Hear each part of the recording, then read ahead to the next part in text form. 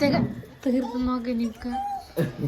1 2 3 4 5 6 7 8 ആ എനിക്ക് കൊച്ചിനെ ഇനി പറഞ്ഞോട്ടെ ഇനി ഒരാഴ്ചത്തെ കലക്കണ്ടാവും. ഏതോ ചങ്ങായി കാര്യമായിട്ട് അലക്കിയിട്ടിണ്ടാടാ. അപ്പോ ഹായ്, വെൽക്കം ബാക്ക്. ഇന്നത്തെ വീഡിയോ എന്താണെന്ന് വെച്ചാല് നമുക്ക് പുതിയൊരു സൈക്കിൾ വാങ്ങിയിട്ടുണ്ട്. സാധാ സൈക്കിളല്ല, ഇലക്ട്രിക് സൈക്കിളാണ്. സൈക്കിളിന്റെ പ്രത്യേകതകളൊക്കെ ഞാൻ പറഞ്ഞുതരാം ഓരോന്നായിട്ട്. അത് ഞാനൊന്ന് ക്ലീൻ ആക്കട്ടെ. അപ്പോൾ നമ്മൾ ഇന്നലെ പറഞ്ഞത് ഇന്നലെ എന്ന് പറയാൻ കാരണമുണ്ട് കേട്ടോ. കാരണം ഞാൻ ഈ സൈക്കിൾ എടുത്തിട്ട് 3ാമത്തെ ദിവസമായി. അപ്പോൾ കുറച്ച് എക്സ്പീരിയൻസ് ആയിട്ട് നിങ്ങൾക്ക് ഫുള്ളായിട്ട് വീഡിയോ തരാമെന്ന് വിചാരിച്ചുകൊണ്ടാണ്. അപ്പോൾ നമ്മൾ ഇന്ന് നമ്മൾ നോക്കാൻ പോകുന്നത് ഇതിൻ്റെ ഓരോ പാർട്സുകളാണ്. എന്തൊക്കെയാണ് നമുക്കിതിൽ കിട്ടുന്നത്, എന്തൊക്കെ കാര്യങ്ങളാണ് നമുക്ക് ഇതിലുള്ളത്, എങ്ങനെയുണ്ട് സൈക്കിൾ എന്നൊക്കെയാണ് നമ്മൾ നോക്കാൻ പോകുന്നത്. ഈ സൈക്കിൾ എന്ന് പറയാം, ഈ സൈക്കിൾ അല്ലേ, ഈ സൈക്കിൾ. നമുക്കിതിന് മോട്ടർ വരുന്നത് 250 വാട്ട്സിൻ്റെ 36 വോൾട്ടിൻ്റെതാണ് മോട്ടർ വരുന്നത്. നമുക്ക് 3 മോഡാണുള്ളത്, ലോ, മീഡിയം, ഹൈ. ഈ 3 മോഡാണുള്ളത്. നമുക്ക് പിന്നെ വേറൊരു ഇതെന്ന് പറഞ്ഞാൽ പെഡൽ സപ്പോർട്ട് ഉണ്ട്. അതായത് നമ്മൾ പെഡല് ഒരു പ്രാവശ്യം ചവിട്ടുമ്പോൾ മോട്ടറും ഒരു പ്രാവശ്യം വർക്ക് ചെയ്യും. അത് നല്ലൊരു ഫീലായിരിക്കും. അത് ഓടിച്ച് തന്നെ ഫീൽ ചെയ്യണം. ഓക്കെ, അപ്പോൾ ഞാൻ ഇന്നലെ 24 രണ്ട് ദിവസമായിട്ട് 24 കിലോമീറ്റർ ഓടിച്ച് വന്ന് നല്ല ഒരു ടയർനെസ് ഒന്നും ഫീൽ ചെയ്യുന്നില്ല. നല്ല സുഖമുണ്ട്, നല്ല കംഫർട്ടാണ്. അപ്പോൾ ഇനി നമ്മൾ ഓരോരോ പാർട്സായിട്ട് നോക്കാം.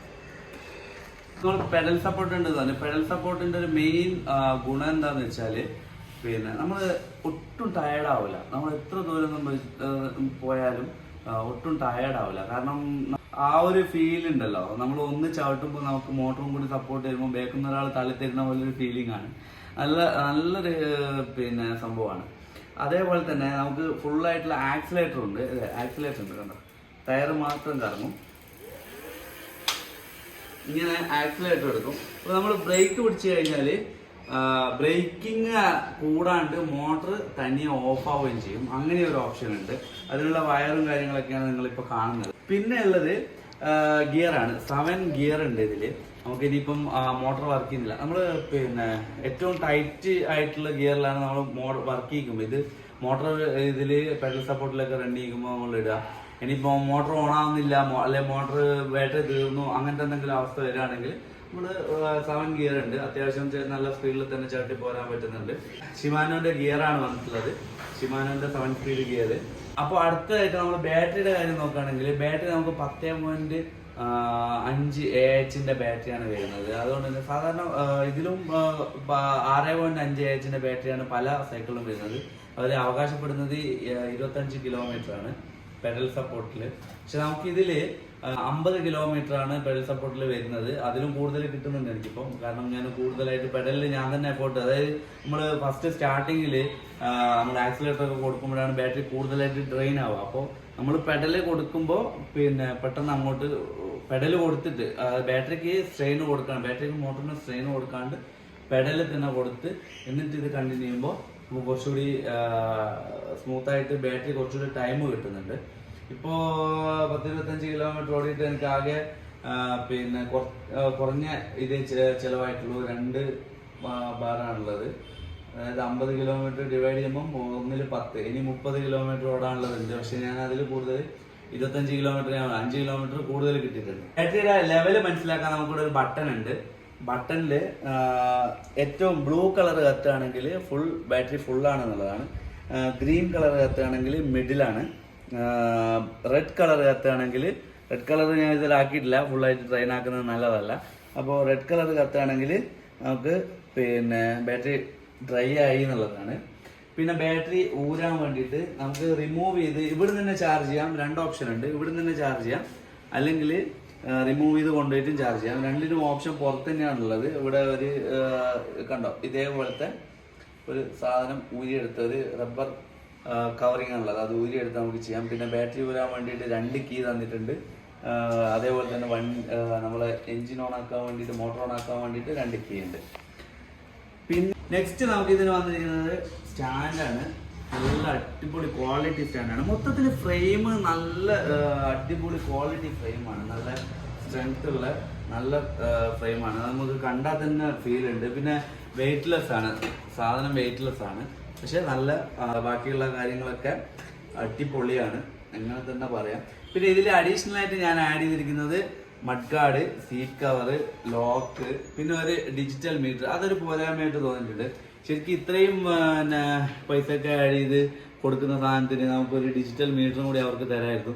പിന്നെ ഒരു തുക്കട ബെല്ലാണ് ഉള്ളത്. ഓക്കെ, വെറും ഒരു ക്വാളിറ്റി ഇല്ലാത്തൊരു ബെല്ലാണ്. ഉള്ള പോലെ പറയണമല്ല. അപ്പോൾ ഒരു ക്വാളിറ്റി ഇല്ലാത്ത ബെല്ലാണ്. ബോക്സിൽ വന്നപ്പോൾ നമുക്ക് കുറച്ച് സ്ക്രാച്ചസും കാര്യങ്ങളൊക്കെ ഉണ്ടായിട്ടുണ്ട്.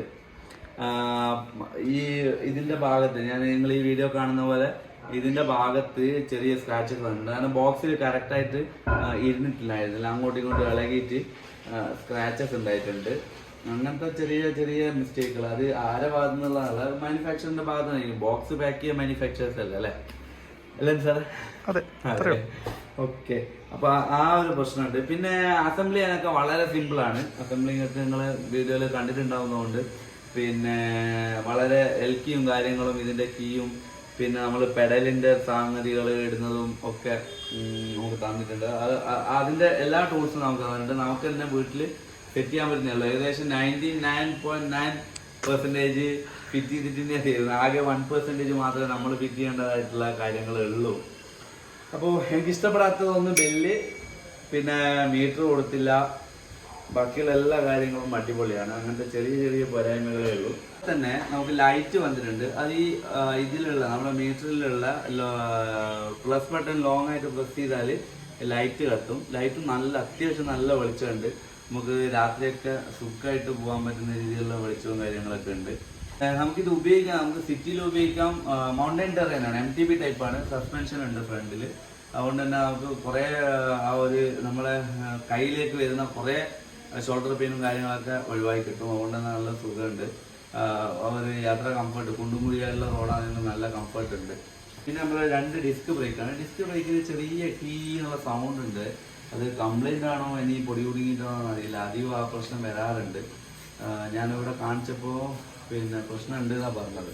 അതായത് ഇവിടെ അടുത്ത് ഇവിടെ ഷോപ്പിൽ, ഇവിടുത്തെ അടുത്തുള്ള ഷോപ്പ് അത് പറഞ്ഞില്ല, ഇവിടെ അടുത്തുള്ള ഷോപ്പിൽ നിന്നാണ് ഞാൻ ഈ മീറ്ററും പിന്നെ ഈ മഡ്ഗാർഡും കാര്യങ്ങളൊക്കെ ഫിറ്റ് ചെയ്തത്. അവരടുത്ത് ഇലക്ട്രിക് സൈക്കിൾ ഇല്ല. ഞങ്ങൾ ഒരിക്കൽ പോയി നോക്കിയിരുന്നു, അല്ലേ സാറേ? അതെ അതെ.